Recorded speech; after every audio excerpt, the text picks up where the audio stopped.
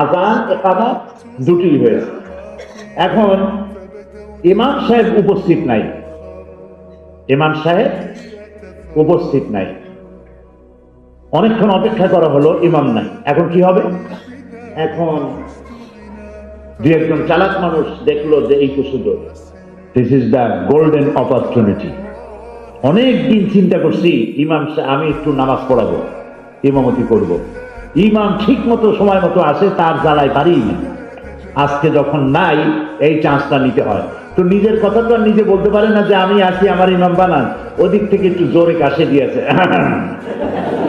এখন লোকেরা মনে করলো যে এরকম অসময় এরকম কাশে কেন, তাকায় দেখে যে লম্বা জামা, মাথায় টুপি টাপি, বেশ কায়দার তারপর তো লোকেরা বলছে আমরা তো ইমাম তালাশ করতেছি, মেহরবানি করে আসেন, আপনি নামাজ পড়েন।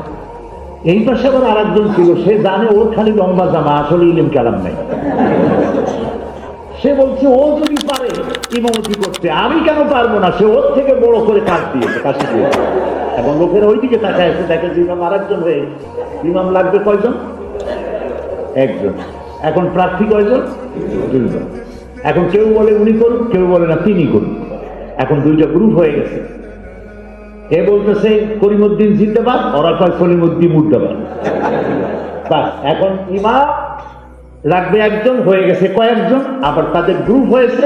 এখন ইমামতি নিয়ে প্রথমে গালাগাল, প্রথমে কথা, উনি ভালো জানেন, উনি কম জানেন, এইসব নিয়ে, তারপরে হাতাহাতি, এরপরে টুপি ছাড়া, দাড়ি ছাড়া, তারপরে কিল ঘুষি, এরপরে বেশ কয়েকজন মরে গেল, অনেকগুলি আহত হল।